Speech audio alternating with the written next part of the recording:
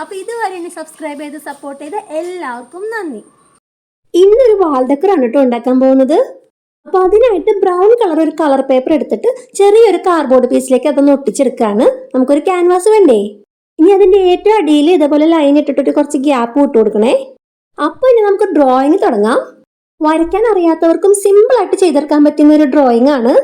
ആദ്യം നമ്മൾ dark brown colour brush pen വെച്ചിട്ട് ഇതുപോലെ ഒരു ചെടി അതിൻ്റെ ലീഫും വരച്ചു കൊടുക്കാം. ആ സെയിം ബ്രഷ് പെൻ വെച്ചിട്ട് ഇതുപോലെ ഒന്ന് ഷെയ്ഡ് കൂടി ചെയ്ത് കൊടുക്കണേ. ഇനി സിൽവർ കളർ വെച്ചിട്ട് ഇതുപോലെ ഒന്ന് സൈഡിലൊക്കെ ഇങ്ങനെ ചെറിയ ചെറിയ വരകൾ വരച്ചു കൊടുക്കാം. സിൽവർ ഭയങ്കര ബ്രൈറ്റ് ആയിപ്പോയി, അപ്പോൾ ഒന്ന് ലൈറ്റ് ആക്കുകയാണ് കേട്ടോ. അതിൻ്റെ മുകളിൽ കൂടെ ഒന്നും കൂടി ആ ബ്രഷ് പെൻ വെച്ച് വരച്ചു കൊടുക്കുകയാണ്. ഇനി നമുക്ക് ബ്ലാക്ക് കളർ CD മാർക്കർ വെച്ചിട്ട് അതിനൊരു ഔട്ട്ലൈൻ ഇട്ട് കൊടുക്കാം. ഇത് ഞാനൊരു ബുക്കിൽ കണ്ട പടമാണ്. ഇനി നമുക്ക് ആ മുകളിലുള്ള കുറച്ച് ലീഫിൽ ഇതേപോലെ പശ തേച്ച് കൊടുത്തിട്ട് സിൽവർ കളർ ഗ്ലിറ്റർ കൊണ്ട് ഇതുപോലെ ഒന്ന് ടച്ച് ചെയ്ത് കൊടുക്കാം.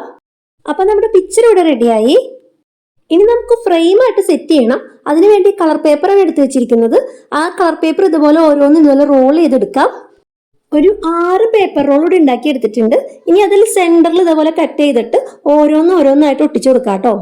ഇത് ചെയ്ത് കഴിഞ്ഞപ്പം ഈ സ്റ്റെപ്പ് വേണ്ടായിരുന്നു എന്ന് എനിക്ക് തോന്നി. കാരണം ഇത് ഒട്ടിക്കുന്നതിനേക്കാളും ഭംഗി ഒട്ടിക്കാതിരിക്കുന്നതായിരുന്നു കേട്ടോ. ഫ്രെയിം ഒന്നും ചെയ്യാണ്ട് ഇതുപോലെ തന്നെ അങ്ങ് വെച്ചാൽ നല്ല ഭംഗി ഉണ്ടാവും. പിന്നെ ഞാൻ ഉണ്ടാക്കിയ പേപ്പർ റോൾ ഇച്ചിരി പാളിപ്പോയി.